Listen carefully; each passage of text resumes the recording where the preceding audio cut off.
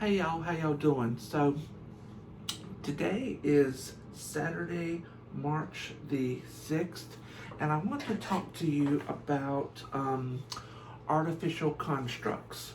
Now, first of all, what is an artificial construct? Um, Other words for artificial construct are artificial elemental. I've heard them referred to as contacts, which I don't get that reference.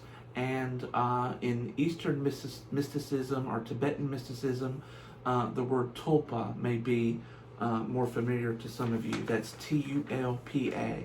And an artificial construct is basically a thought form which is brought to life through a combination of a person's imagination and their willpower. And so, you know how I like to use popular culture to sort of explain concepts. Um, and I love magic and popular culture myself. It's something I'm interested in. So I wanted to give you some examples of artificial constructs found in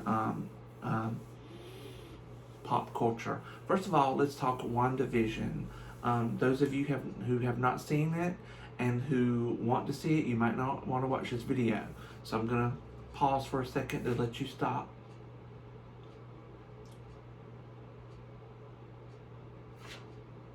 They gone? Okay. So in WandaVision, basically, we know that in, I forget the name of the movie, Vision died. He was killed by Thanos. And Wanda was loved him and she's grieving him.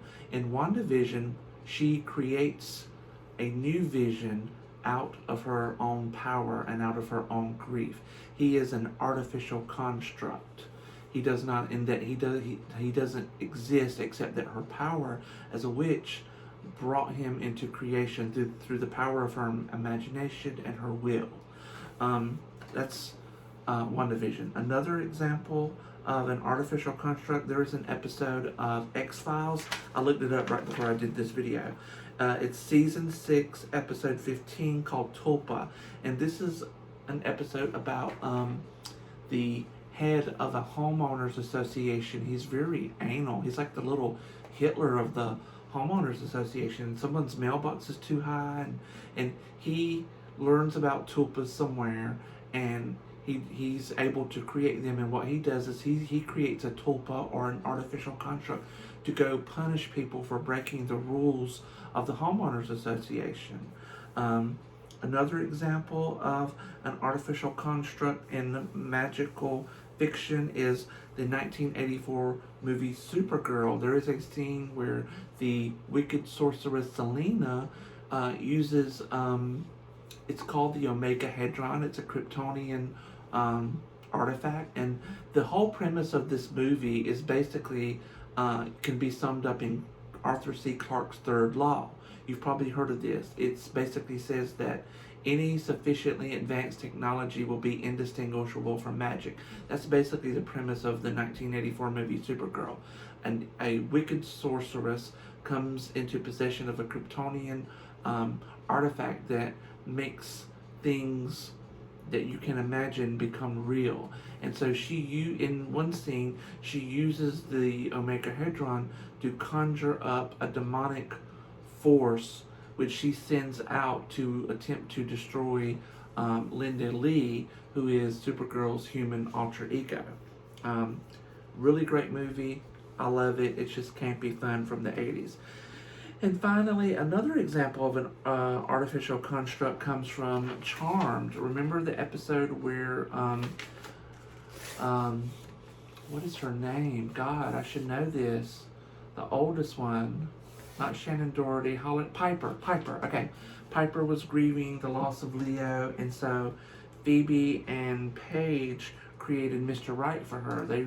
They wrote little qualities down on scraps of paper and tossed it in their cauldron with some magical pheromones and conjured up Mr. Right. And he was an artificial construct.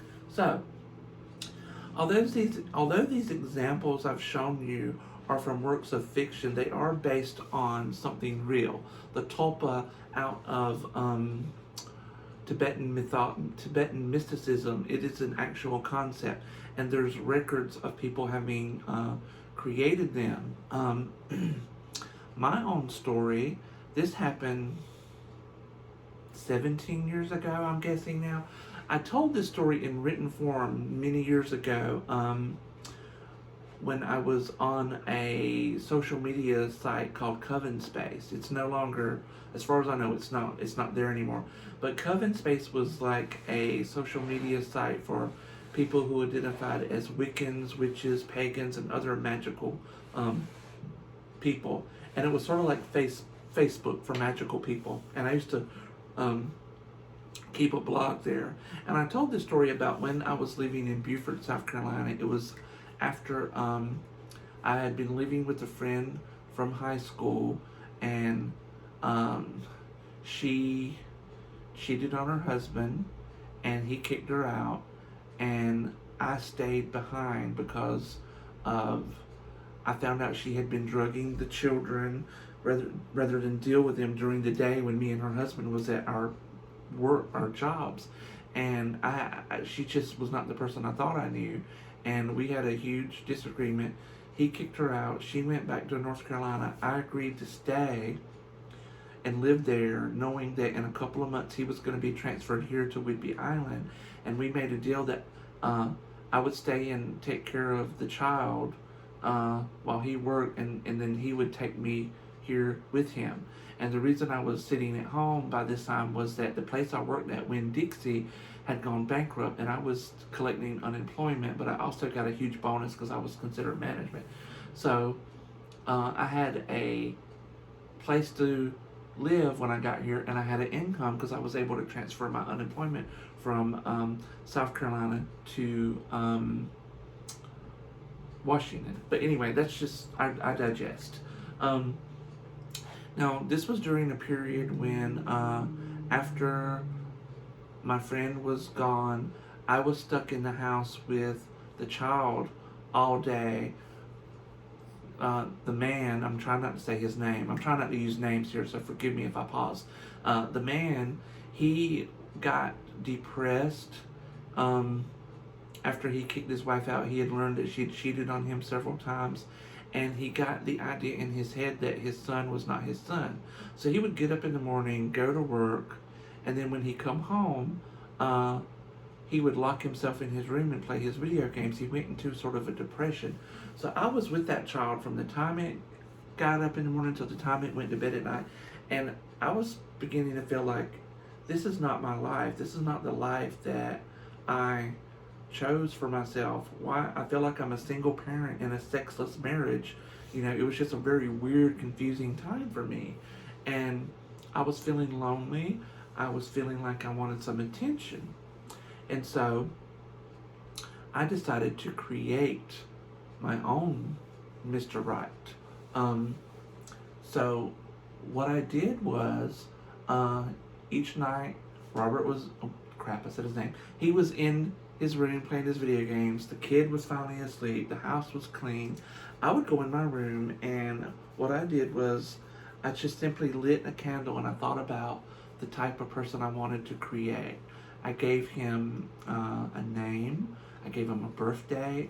I gave him a backstory. Like, you know, I thought, you know, when you meet someone that you really like for the first time, and you just want to know all about them, you know, who are your parents? What do they do? Where do you come from? What are your hobbies? What's your favorite color? What's your favorite book? What's your favorite movies? I would sort of go into a meditation, and I would strongly visualize this person, and I would ask him all these questions, right, that you would ask like on a date. And I would scribble them down. And so each night, I did this a little bit each night. And at one point, you know, I showed some of my artwork in a previous video. And so one night I sat down, and I got a good clear picture of what I wanted him to look like in my head. And so I drew it down. And then on the back of it, I sort of wrote down, you know, his name, his birthday, his hobbies, you know, a biography. And so every night I would just light a candle. I would focus on this picture. I would read his biography, and I would just build him up in my mind, and use the force of my will to try to make him real. And so it probably took about a week to a week and a half, maybe 2 weeks. I started seeing him in the real world out of the corner of my eye. I'd be going through the grocery store and I'd see him go down an aisle. I'd be sitting in the living room watching TV, and to my left, I could look down the hall toward the front door, and our front door at that time had a window in it, and I would quickly see his face in the window looking in. And so, anyway, he kept becoming more and more real. I kept seeing him, and then finally one night I was laying in bed, and I suddenly felt really heavy, like a heaviness on top of me. I was half awake, half asleep, and I woke up, and this man that I had conjured up was on top of me, and just, started kissing me, and then he grabbed me, and he flipped me over, and he was getting very sexually aggressive. It honestly scared me, and I somehow was able to push myself off, and say no. I said no, and then I turned on the lights. He was nowhere in there, and so I said, this is a little bit out of hand. This is not really what I wanted. So I sort of reversed the process, and what I did was each night I would visualize him, and I would imagine him fading. And what I did was I would take that piece of paper where I drew his picture and his biography, and I know this part might seem silly, but I read his biography backwards, like have him go away, and I started, I had written it in pencil, and so what I did was I started erasing one word a night, or one sentence a night, backwards, almost like if you write a paragraph and then you hit the delete button on your computer, and it just sort of starts deleting. And then when I was done with that, and I only had the picture left on the front, I tore the picture up into a bunch of little things, and I lit a candle, and I took a piece of that paper each night, and I burned it in that candle, and I just imagined him going away. And for a while, I still, saw him out the corner of my eye, but I didn't turn and look. It's like, I see him, but I'm not going to acknowledge it. I see him, but I'm not going to acknowledge it.